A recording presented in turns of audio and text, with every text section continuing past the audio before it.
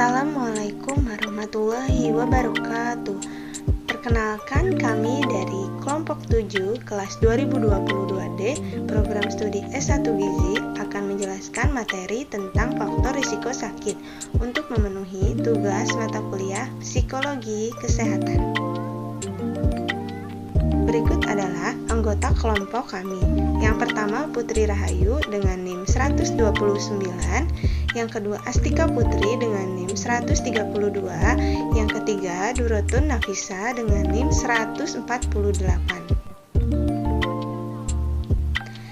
Nah, di sini adalah subtopik dari materi yang akan kami jelaskan. Yang pertama, pengertian sehat dan sakit. Yang kedua, ciri-ciri sehat dan sakit. Yang ketiga, definisi faktor risiko sakit. Yang keempat, macam-macam faktor risiko sakit.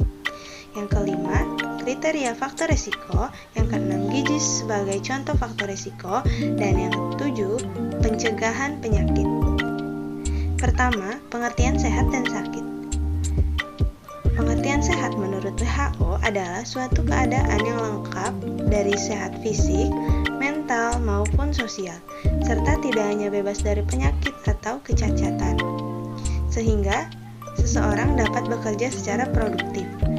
Pengertian sakit menurut Pemons 1972 adalah gangguan dalam fungsi normal individu sebagai totalitas termasuk keadaan organisme sebagai sistem biologis dan penyesuaian sosialnya. Yang kedua, ciri-ciri sehat dan sakit. Ciri-ciri sehat yang pertama secara fisik, yakni berkemampuan untuk melakukan aktivitas sehari-hari dengan semangat dan relatif mudah.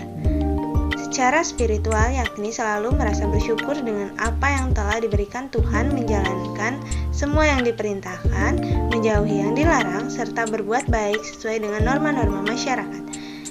Sehat pikiran, yakni bagaimana cara kita berpikir secara logis atau masuk akal, serta berpikir runtut. Sehat emosional, yakni kemampuan seseorang untuk mengendalikan diri dengan baik, contohnya menerima kekecewaan untuk dijadikan pelajaran. Yang keenam, sehat sosial, yakni mampu beradaptasi dengan lingkungan yang baru serta berkemampuan untuk berhubungan baik dengan orang lain. Dan yang terakhir, sehat dari aspek ekonomi, yakni mempunyai pekerjaan atau menghasilkan secara ekonomi. Ciri-ciri sakit. Sakit secara fisik yaitu timbulnya gejala atau kelainan dalam tubuh seseorang seperti nyeri pada salah satu anggota tubuh atau penyakit pada organ-organ dalam. Dan yang kedua, sakit secara psikis yaitu timbulnya rasa tidak percaya diri yang berlebihan, tidak bisa menahan emosi, perubahan suasana hati, ketakutan atau kegelisahan yang berlebihan, serta masalah berpikir.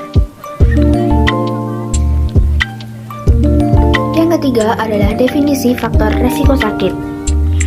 Definisi dari faktor adalah hal, keadaan, atau peristiwa yang ikut menyebabkan atau mempengaruhi terjadinya sesuatu. Sedangkan resiko adalah hasil dari tindakan yang tidak menyenangkan, merugikan, dan membahayakan. Jadi, faktor resiko adalah suatu keadaan yang dipengaruhi hasil dari tindakan yang tidak menyenangkan.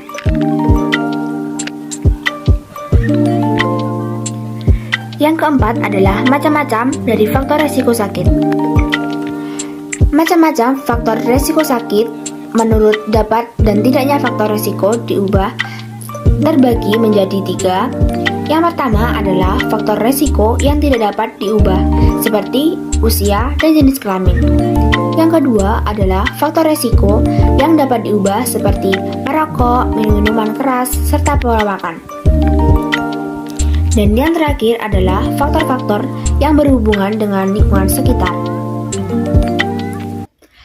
Menurut kestabilan peranan faktor risiko dikenal, yang pertama, suspected risk factor atau faktor risiko yang dicurigai, yakni faktor-faktor yang belum mendapatkan sepenuhnya dukungan dari hasil penelitian faktor risiko. Misalnya, merokok merupakan penyebab kanker rahim. Yang kedua adalah established risk factor atau faktor risiko yang telah mendapatkan dukungan ilmiah atau penelitian dalam peranannya sebagai faktor yang berperan dalam menyebabkan kejadian suatu penyakit. Misalnya, rokok sebagai faktor risiko penyebab kanker paru-paru. Yang kelima adalah kriteria dari faktor risiko. Suatu faktor dapat dijadikan sebagai faktor risiko jika sudah memenuhi semacam kriteria dengan memakai konsep kausalitas Austin Bradford Hill, seorang ahli statistik kesehatan dan epidemiologi Inggris 1965 yang mengajukan 8 kriteria kausal, yaitu yang pertama adalah kekuatan, dapat dilihat dari adanya resiko relatif yang tinggi. Yang kedua adalah temporal, sebab mendahului akibat. Yang ketiga adalah respon terhadap dosis. Semakin besar paparan, semakin tinggi kejadian penyakit. Yang keempat adalah reversibilitas, penurunan paparan yang akan diikuti penurunan kejadian penyakit. Yang kelima adalah konsistensi, kejadian yang sama akan terulang pada waktu, tempat, dan penelitian yang lain. Yang keenam adalah kelayakan biologis, sesuai dengan konsep biologis. Yang ketujuh adalah analogi, adanya kesamaan untuk menyebab dan akibat serupa. Dan yang terakhir adalah spesifikasi, dilihat dari satu penyebab menyebabkan akibat. Gizi sebagai contoh faktor risiko. Terdapat 3 faktor risiko utama penyakit kronik, yakni diet tidak sehat atau unhealthy diet, kurang kegiatan fisik atau physical inactivity, dan pemakaian tembakau atau rokok. Gizi merupakan salah satu faktor risiko yang penting. Salah satu hal yang dapat dikaitkan dengan gizi adalah tentang kandungan serat yang terkandung dalam makanan.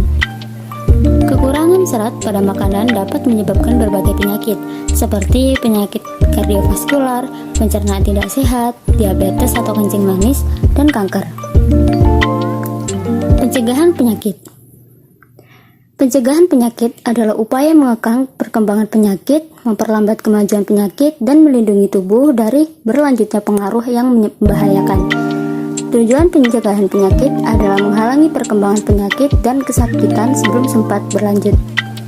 Menurut Winslow, Profesor Kesehatan Masyarakat dari Yale University, pada tahun 1920 ada 3 tahap pencegahan, yaitu yang pertama, pencegahan primer, peningkatan kesehatan atau health promotion, seperti penyediaan makanan sehat dan cukup atau kualitas maupun kuantitas, perbaikan hygiene dan sanitasi lingkungan, olahraga secara teratur sesuai kemampuan individu.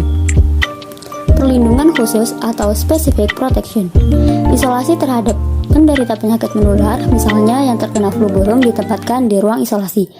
Memberikan imunisasi pada golongan yang rentan untuk mencegah penyakit dengan adanya kegiatan Pekan Imunisasi Nasional atau PIN. Yang kedua, pencegahan sekunder, diagnosa dini dan pengobatan segera atau early diagnosis and prompt treatment, pembatasan kecacatan atau disability limitation. Yang ketiga, yakni pencegahan tersier atau rehabilitasi. Pada proses ini diusahakan agar cacat yang diderita tidak menjadi hambatan sehingga individu yang menderita dapat berfungsi optimal secara fisik, mental, dan sosial. Sekian video penjelasan materi tentang faktor risiko penyakit dari kami kelompok 7 kelas 2022D. Mohon maaf apabila terdapat kesalahan. Terima kasih. Wassalamualaikum warahmatullahi wabarakatuh.